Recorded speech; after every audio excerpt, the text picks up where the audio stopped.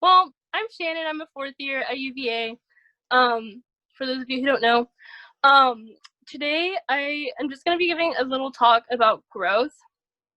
Um, so for those of you who don't know, I grew up dancing, and dancing was low key my life. Like 5 to 6 days out of the week, growing up, I would be dancing and in a dance studio. Like school was not necessarily my priority. Like I'd go to school and then like right after school was like straight to dance, and then I'd be at dance for another like 4 or 5 hours, and that was just like my life. Um, and obviously with dancing, like flexibility is kind of like important. Like it's kind of something you want to have. Um, and so I'm like naturally like decently like flexible, but not like the most flexible person in the world. You're gonna see where I'm going with this, I promise. Um, and so like I had to like work really hard to like get my flexibility and to get like my right leg split. And so and my left leg split too. But I found that I was more flexible on my right than my left. And so I would put all my attention into like stretching extra hard on the right because I was like, ooh, like I'm good at this, and this is like where like I can see like potential. As with my left side, I was like, this is like kind of not that great, and I'm just gonna like pretend like it doesn't exist. And so come to like year six. Also, for those of you who don't know, I grew up in England, and it was like our year six leavers assembly, which is imagine like fifth grade elementary school graduation type of thing. And we go and we perform like skits and all this stuff like for the whole school. It's kind of a big deal. I don't want to like brag or anything, but I was acting as a 4-year-old, so it was like pretty cool stuff. And I was like being really obnoxious, and I had like these two like pigtails in my hair, and I was like skipping around. This was like the dress rehearsal, even like wasn't even the real thing. And I'm like skipping around and just like kind of being like annoying, and then I fell and I like bruised my right butt cheek and like my right leg. And I was like, oh man, this isn't fair. Like I can't sit down. Like everyone needs to sit down. But when you're a dancer, it's like especially annoying because everything you do is like with your legs. And so then I would go to dance and I'd be like, oh, I can't stretch my right leg anymore. And so then I would just like do twice as much work on my left, not like really expecting anything to happen, but just because I couldn't do anything. And it was like kind of annoying. I was like, this stinks because I'm not even good at it. And so then I just had to keep like stretching like on my left. Well, then like after a while, it eventually like became like, well, I was healed and I was all better, and I was able to like sit down normally again, and life was great. And I was like worried that I was gonna lose all my progress with my right leg split because I hadn't done it in like months. I think maybe that's an exaggeration. It might have been like a lot of weeks, but either way, an extended period of time had gone by.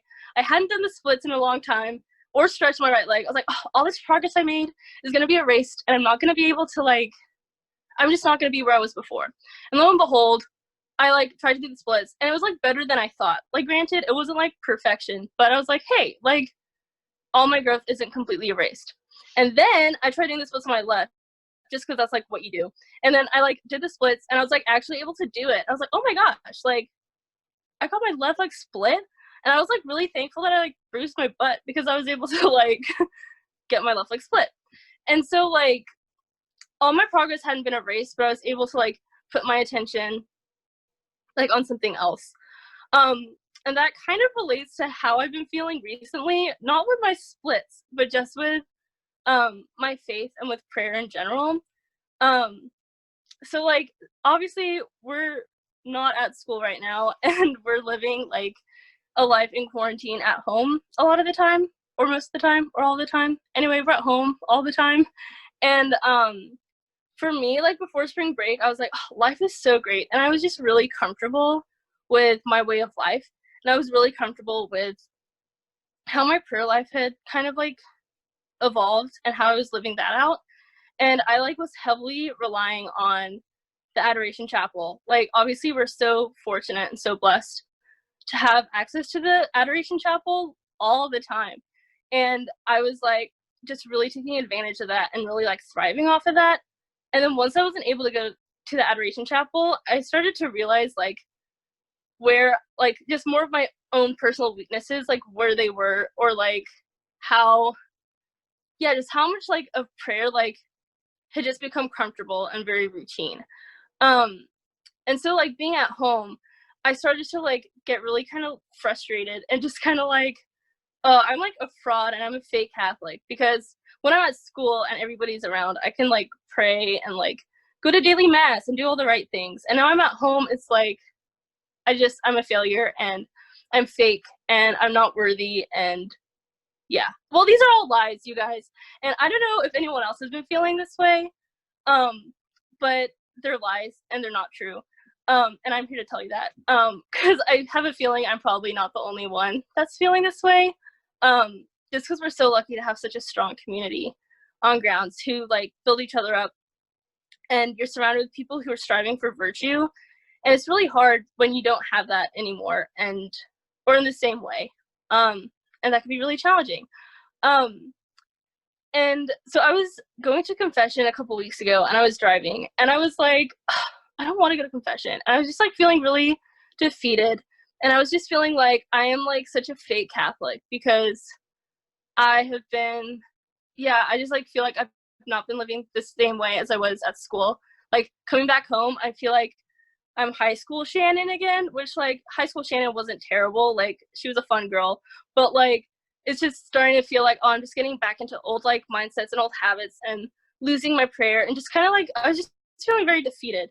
And then like during confession, I had this like realization that like no, like growth isn't necessarily linear, and how it doesn't necessarily like prayer isn't gonna look the same here as it did when I was at school, and that's an okay thing. And it's okay to accept that.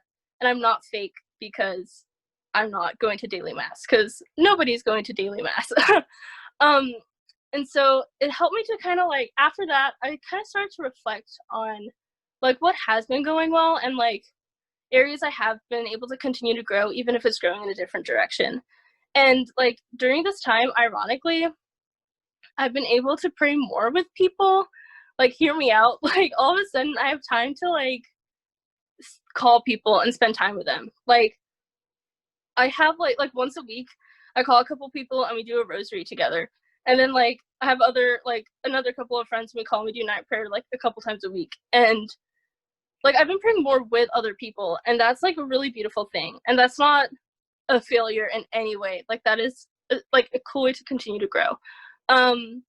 Also, like I've been able to like spend more time with scripture. Like who knew I had to be like kicked out of the adoration chapel to like actually like open up my Bible and start like praying with scripture more.